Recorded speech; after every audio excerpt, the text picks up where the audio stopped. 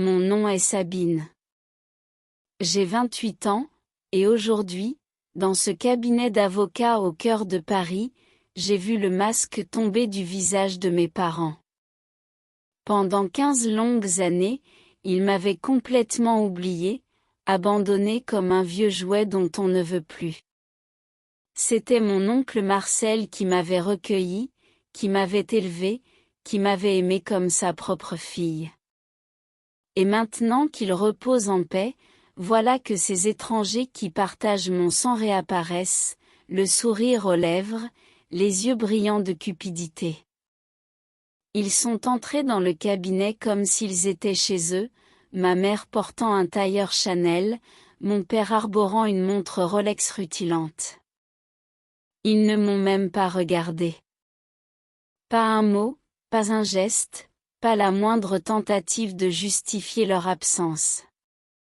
Ils se sont installés directement face à Maître Dubois, l'avocat de mon oncle, avec cette assurance grotesque de ceux qui pensent que tout leur est dû. Je les observais en silence, assise dans mon coin, vêtue de ma simple robe noire de deuil. Mon cœur battait fort, non pas d'appréhension, mais de colère. Comment osaient-ils? Comment pouvaient-ils se présenter ici, après tout ce temps, sans la moindre honte? Mon oncle Marcel leur avait fermé sa porte il y a 15 ans, et pour cause. Maître Dubois a ouvert sa mallette de cuir avec une lenteur calculée. Le silence était pesant, électrique. Ma mère tapotait nerveusement ses ongles vernis sur l'accoudoir de son fauteuil. Mon père affichait ce sourire suffisant que je me souvenais avoir détesté, enfant. Ils attendaient les millions. Ils s'imaginaient déjà partager la fortune que mon oncle avait bâtie de ses propres mains. Mais ce qu'ils ignoraient, c'est que mon oncle Marcel était un homme de principe. Un homme qui n'oubliait jamais une trahison. Et surtout, un homme qui savait exactement où placer son amour et sa loyauté. Ce jour-là, la vérité allait éclater comme une bombe, et leur monde allait s'effondrer. Mon oncle Marcel n'était pas un homme ordinaire. C'était un self-made man, comme on dit, quelqu'un qui avait construit son empire pierre par pierre, contrat après contrat.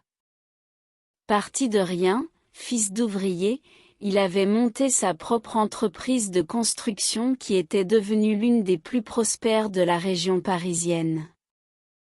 Mais au-delà de sa réussite professionnelle, c'était surtout sa générosité et son intégrité qui le définissaient. Quand j'avais 13 ans, mes parents ont décidé que je n'étais plus une priorité dans leur vie. Ma mère avait rencontré un homme riche, un investisseur fortuné qui vivait à Monaco. Mon père, de son côté, s'était lancé dans des affaires douteuses qui nécessitaient sa discrétion. Ils voulaient recommencer leur vie à zéro, sans le poids d'une adolescente en pleine crise. Sans moi. Je me souviens encore de ce soir de novembre où ils m'ont déposé devant la maison de mon oncle avec 2 valises et une excuse pathétique. C'est temporaire, avait-il dit. Juste quelques mois, le temps qu'on s'installe. Quelques mois qui se sont transformés en 15 ans de silence absolu. Pas un appel, pas une lettre, pas même une carte d'anniversaire.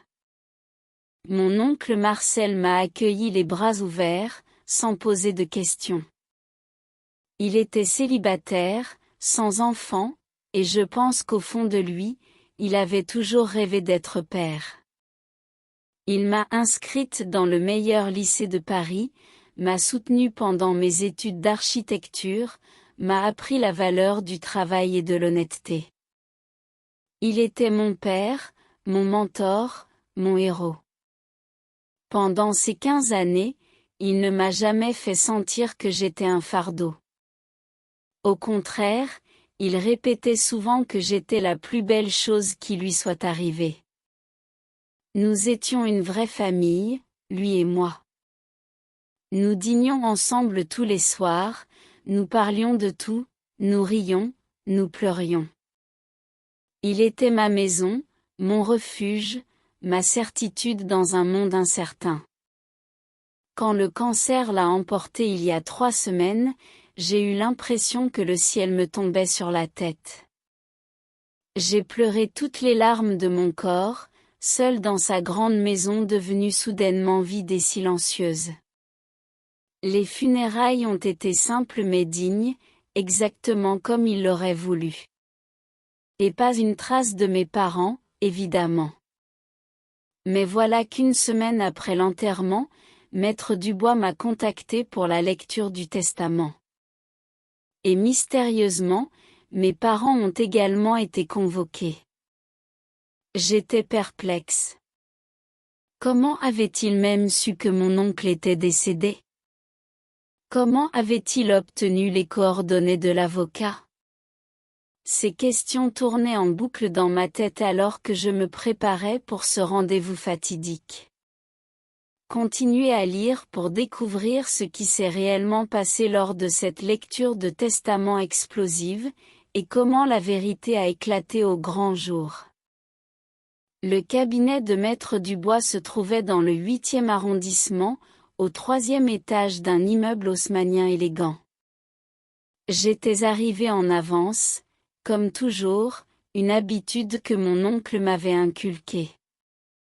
La ponctualité et le respect du temps des autres, disait-il. Je me suis installé dans la salle d'attente, les mains tremblantes, essayant de contrôler l'anxiété qui montait en moi. La porte s'est ouverte à 14 heures précises, et ils sont entrés. Ma mère en premier, puis mon père. Je ne les avais pas vus depuis mes 13 ans, mais je les ai reconnus instantanément.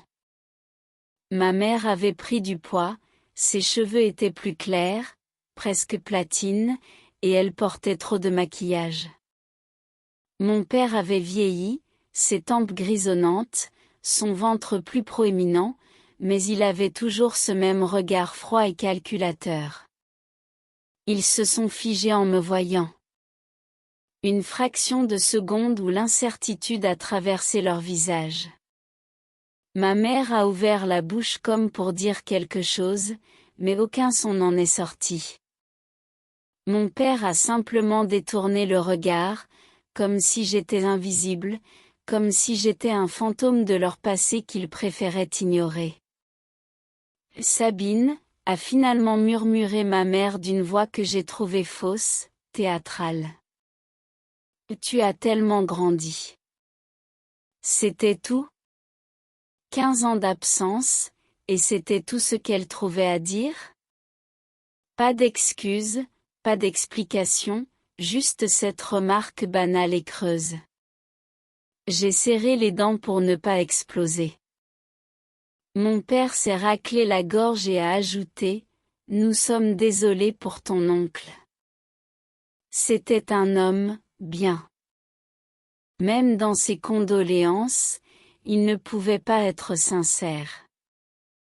J'ai vu la façon dont ses yeux scannaient la pièce, évaluant la valeur du mobilier, des tableaux, cherchant déjà à calculer combien il pourrait empocher. Je n'ai rien répondu. Je me suis contenté de les regarder fixement, laissant le silence s'installer, pesant et inconfortable.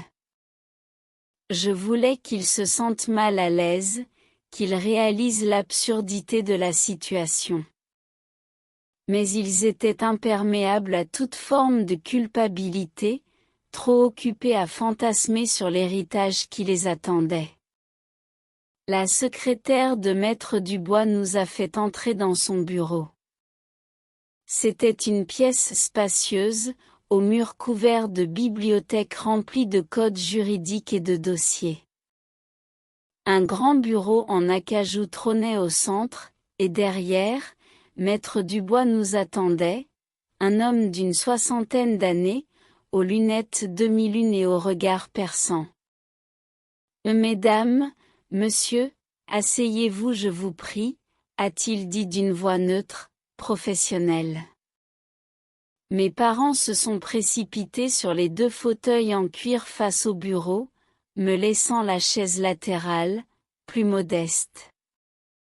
Encore une fois, ils me reléguaient au second plan, même ici, même maintenant. Maître Dubois m'a jeté un regard compatissant. Il connaissait toute l'histoire.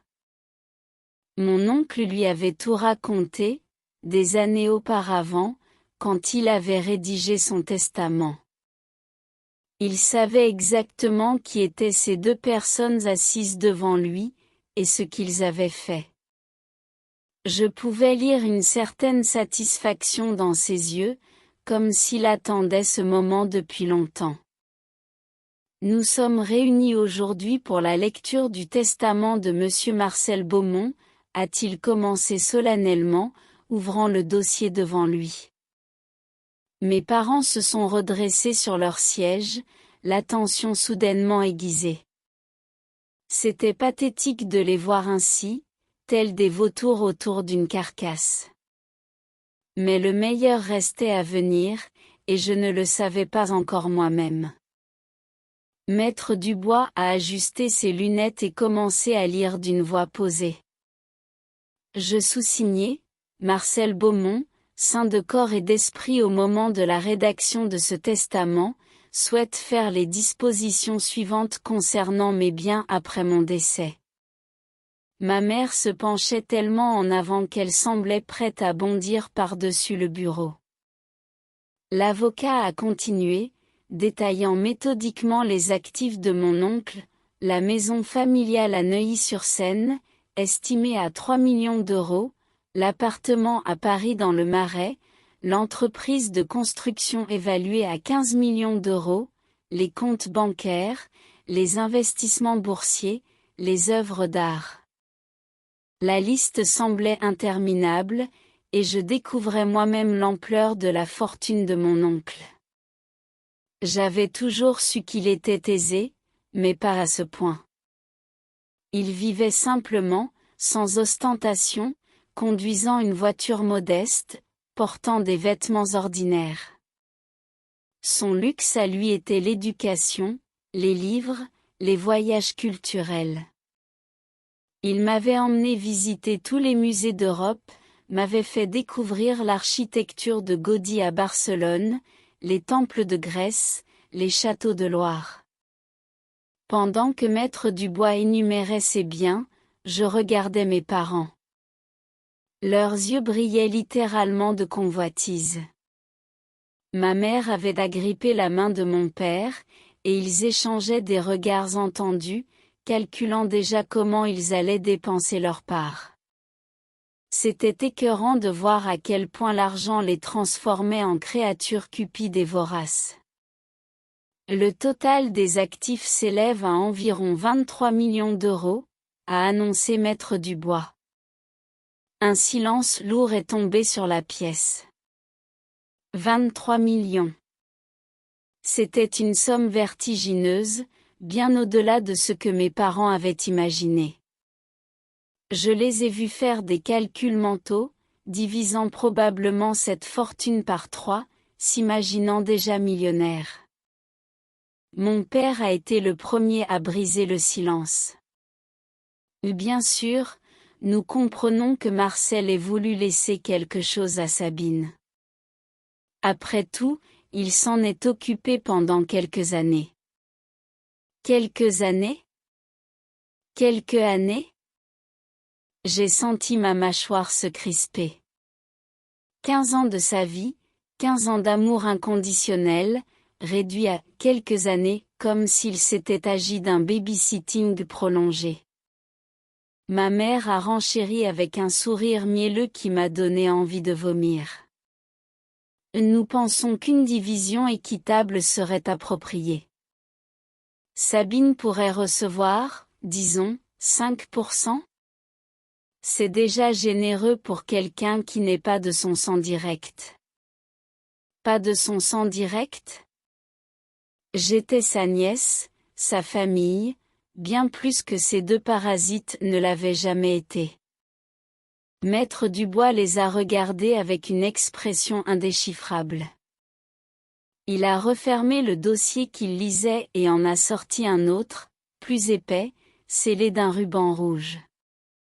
Avant d'aller plus loin, a-t-il dit d'une voix glaciale, je dois vous lire une lettre que M. Beaumont a spécifiquement demandé à ce que je communique avant d'annoncer ses dernières volontés. Le ton de sa voix avait changé. Il y avait quelque chose de solennel, presque menaçant dans ses mots. Mes parents ont échangé un regard nerveux, sentant peut-être que les choses n'allaient pas se dérouler exactement comme ils l'avaient prévu. Maître Dubois a ouvert l'enveloppe avec une lenteur délibérée, savourant manifestement ce moment. Chère Anne et Philippe, a-t-il commencé à lire, utilisant les prénoms de mes parents. Si vous êtes dans ce cabinet aujourd'hui, c'est que vous avez eu le culot de vous présenter à la lecture de mon testament. Je ne suis pas surpris. La cupidité n'a jamais été un sentiment étranger à votre nature. Les mots de mon oncle, même de l'au-delà, avaient le pouvoir de planter un poignard dans le cœur de leur arrogance. Maître Dubois a continué la lecture de la lettre avec une voix claire et ferme. Il y a 15 ans, vous avez abandonné votre fille comme on abandonne un animal dont on ne veut plus. Vous ne lui avez pas laissé le choix, vous ne lui avez pas demandé son avis.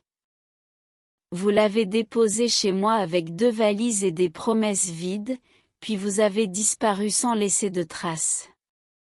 Ma mère avait pâli considérablement.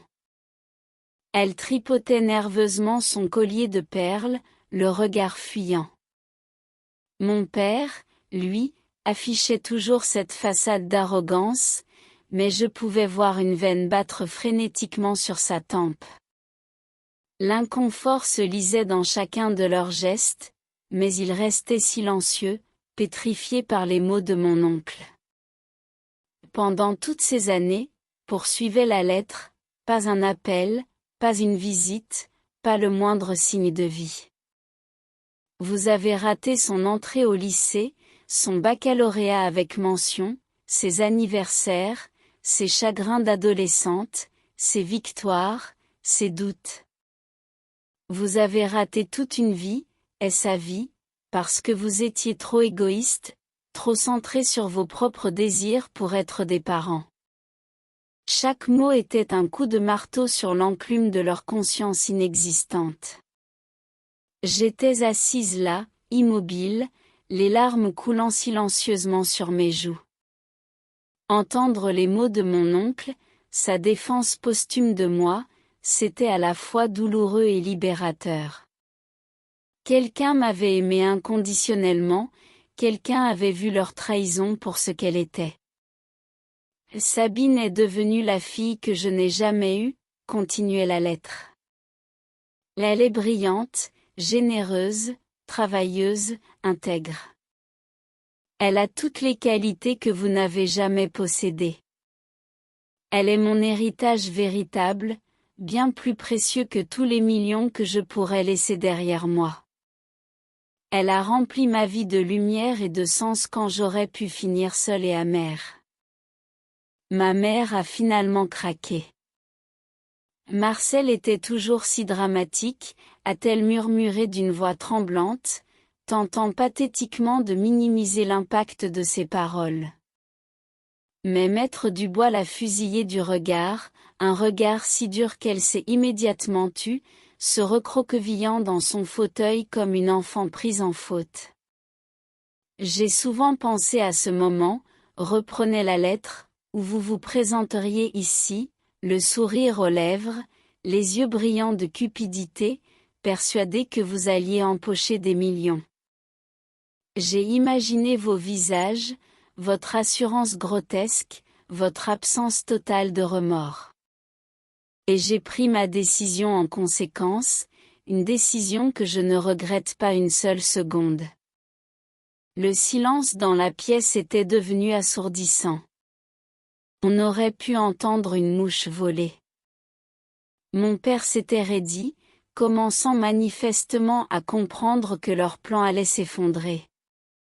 Il a ouvert la bouche pour protester, mais Maître Dubois a levé la main pour l'arrêter, continuant imperturbablement sa lecture. Vous n'êtes pas mes héritiers. Vous n'êtes rien pour moi. Vous avez perdu le droit d'être appelés parents le jour où vous avez abandonné votre enfant. Par conséquent, et en pleine conscience de mes actes, je vous déshérite complètement et irrévocablement. Vous ne recevrez pas un centime, pas une action, pas un objet de ma succession. L'explosion était inévitable. Mon père a bondi de son siège, le visage cramoisi. C'est impossible. Il ne peut pas faire ça. Nous sommes sa famille, nous avons des droits. Il hurlait maintenant, toute sa façade de respectabilité ayant volé en éclats. Ma mère pleurait, mais je savais que ce n'était pas de chagrin pour mon oncle ou de remords pour m'avoir abandonné, c'étaient des larmes de frustration, de rage face à la fortune qui leur échappait. Au contraire, a répondu calmement Maître Dubois, Monsieur Beaumont était parfaitement dans son droit. La loi française permet la déshéritation dans certaines circonstances, et l'abandon d'enfants en fait partie. De plus, Sabine n'est pas votre enfant mineur, elle est adulte et n'est donc plus sous votre responsabilité légale. Marcel Beaumont était libre de disposer de ses biens comme il l'entendait. Le ton juridique et froid de l'avocat contrastait avec la tempête émotionnelle qui faisait rage dans la pièce. Maître Dubois a sorti un autre document, le testament officiel cette fois. Mes parents étaient toujours debout, figés dans une posture de protestation impuissante. Mon père tremblait de rage, ma mère sanglotait bruyamment, son maquillage coulant en traînées noires sur ses joues. C'était un spectacle pathétique, et je ne ressentais aucune pitié pour eux. Je vais maintenant procéder à la lecture des dispositions testamentaires officielles, a annoncé l'avocat avec une autorité qui ne souffrait aucune contestation. Je, Marcel Beaumont, lègue l'intégralité de mes biens, sans exception aucune, à ma nièce Sabine Beaumont, qui a été pour moi plus qu'une nièce, une véritable fille, et l'amour de ma vie. Les mots résonnaient dans la pièce comme un verdict sans appel. J'étais l'unique héritière. 23 millions d'euros. La maison, l'entreprise, tout. Mon oncle m'avait tout laissé. Les larmes coulaient maintenant librement sur mon visage, mais c'étaient des larmes de gratitude, d'amour, de reconnaissance pour cet homme extraordinaire qui m'avait tout donné, y compris maintenant son héritage matériel. C'est scandaleux, a hurlé mon père, tapant du poing sur le bureau de Maître Dubois. Nous allons contester ce testament. Nous allons vous traîner en justice. Marcel n'était manifestement pas sain d'esprit quand il a écrit ça. Sa voix était hystérique, son visage déformé par la rage et la cupidité déçue.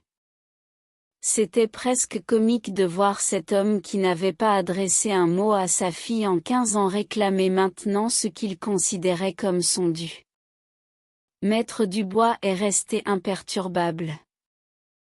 Vous êtes libre de contester, bien sûr. Cependant, je dois vous informer que Monsieur Beaumont avait anticipé cette éventualité. Il a fait évaluer sa santé mentale par 3 psychiatres différents dans les mois précédant son décès. Tous ont certifié qu'il était parfaitement lucide et capable de prendre des décisions éclairées.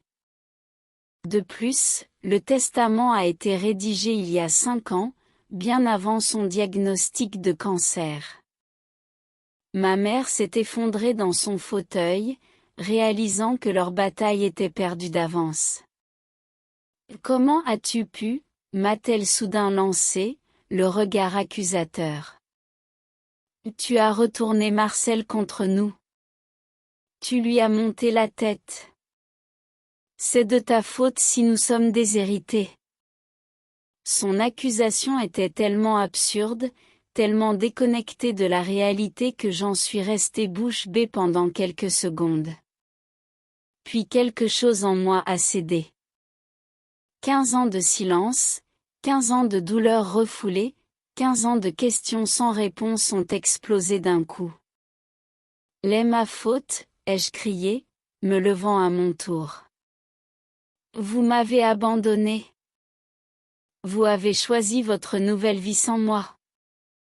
Vous n'avez jamais appelé, jamais écrit, jamais même pris de mes nouvelles.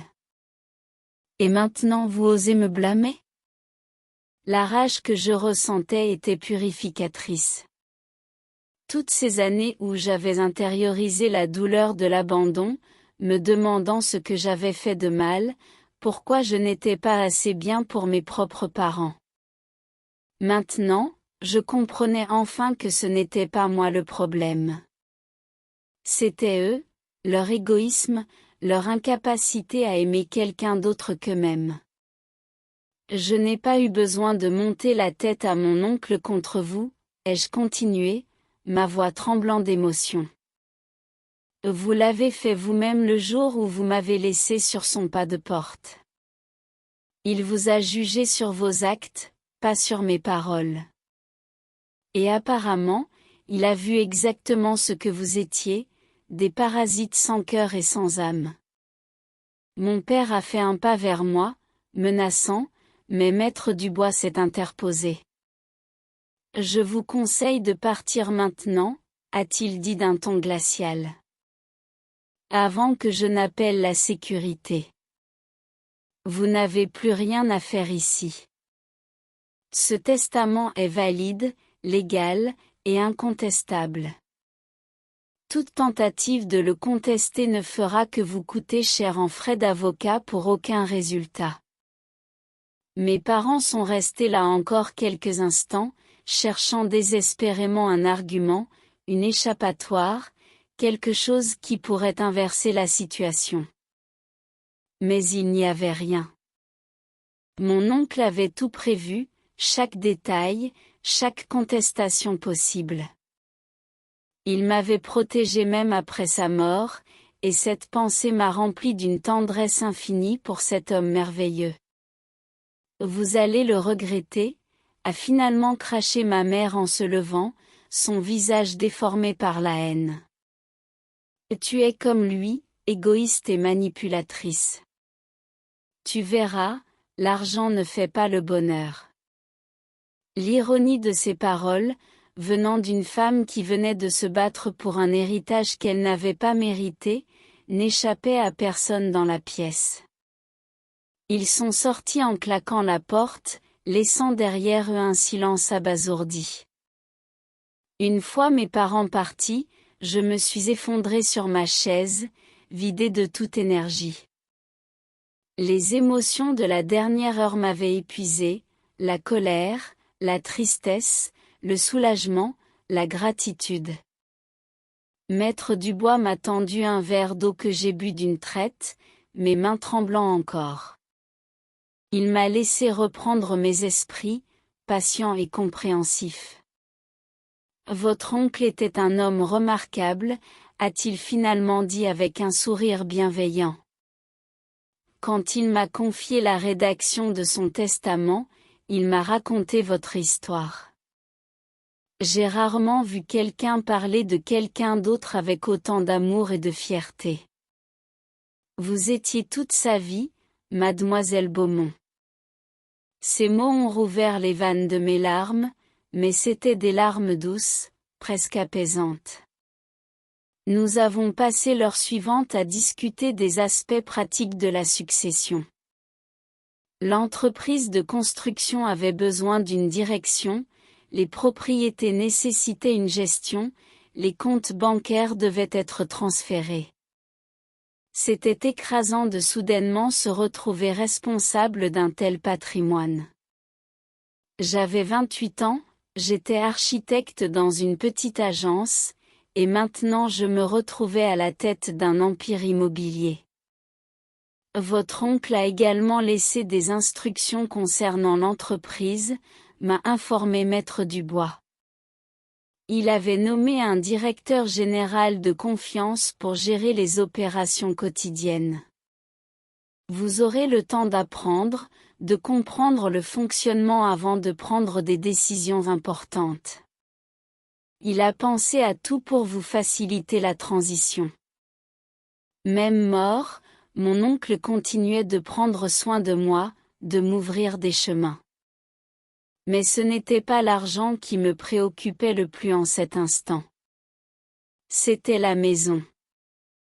Notre maison à Neuilly-sur-Seine, avec son jardin où nous prenions le petit déjeuner en été, la bibliothèque où il m'aidait à faire mes devoirs, le salon où nous regardions des films le dimanche soir. C'était dans cette maison que j'avais grandi, que j'étais devenu moi-même, que j'avais appris ce qu'était l'amour inconditionnel. Puis-je vous demander quelque chose, ai-je murmuré à Maître Dubois. Pourquoi mon oncle n'a-t-il jamais fondé sa propre famille? Il aurait fait un père extraordinaire. C'était une question qui m'avait toujours taraudé mais que je n'avais jamais osé poser directement à mon oncle, par peur de réveiller de vieilles blessures. L'avocat a souri tristement. Il a été amoureux, une fois, dans sa jeunesse. Elle s'appelait Marguerite. Il devait se marier, mais elle est morte dans un accident de voiture quelques semaines avant le mariage. Il m'a dit qu'il ne s'était jamais vraiment remis de cette perte, qu'il n'avait jamais pu aimer à nouveau de cette façon. Puis vous êtes arrivé dans sa vie, et il a trouvé un autre type d'amour, tout aussi puissant, tout aussi important. Cette révélation m'a brisé le cœur. Mon oncle avait connu sa propre tragédie, sa propre perte, et pourtant il avait trouvé la force de m'aimer, de me reconstruire quand mes propres parents m'avaient détruite. Il avait transformé sa douleur en quelque chose de beau, en un amour qui m'avait sauvée. Je comprenais maintenant pourquoi il détestait tant mes parents, il savait ce que c'était de perdre quelqu'un qu'on aime, mais eux avaient choisi de se débarrasser de quelqu'un qui les aimait. En quittant le cabinet, j'ai pris le métro jusqu'à Neuilly-sur-Seine. Je voulais retourner à la maison, notre maison. En ouvrant la porte, j'ai été accueilli par le silence familier, l'odeur du bois ciré et des livres anciens. J'ai marché lentement dans chaque pièce, touchant les meubles, regardant les photos accrochées au mur des photos de nous deux, à différentes époques de ma vie. Sur son bureau, j'ai trouvé une dernière enveloppe avec mon nom écrit de sa main élégante. À l'intérieur, une lettre et une clé.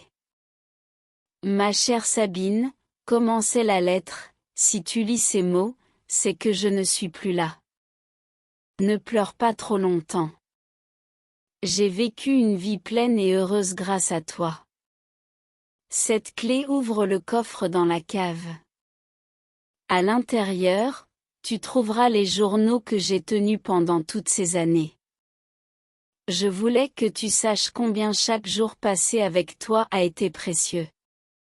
Tu as été mon plus grand bonheur, ma plus belle réussite. Vis pleinement, aime profondément, et sois heureuse. C'est tout ce que je te demande. Je t'aime, ma fille. Ton oncle Marcel. J'ai serré la lettre contre mon cœur, pleurant et riant à la fois. Mon oncle m'avait laissé bien plus qu'une fortune matérielle. Il m'avait laissé un héritage d'amour, de dignité, et de force. Il m'avait appris que la vraie famille n'est pas celle du sang, mais celle du cœur.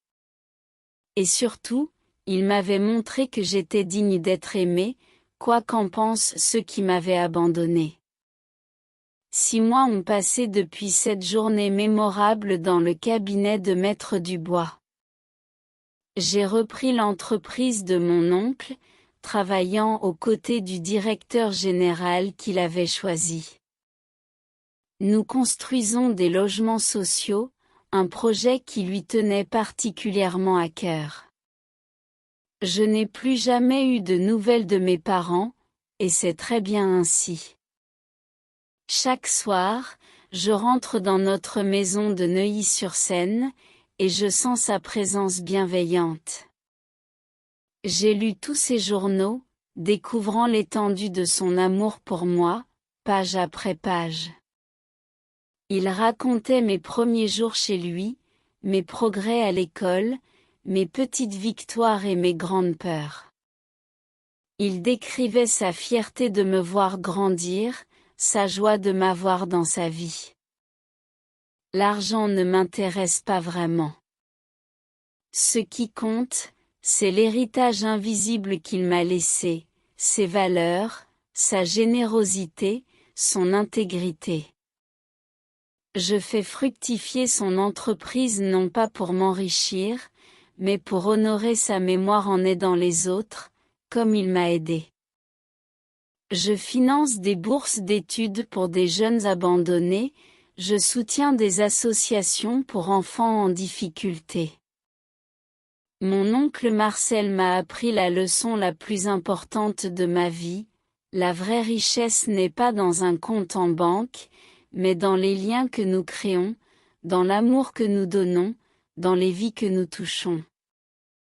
Mes parents couraient après l'argent et ont tout perdu.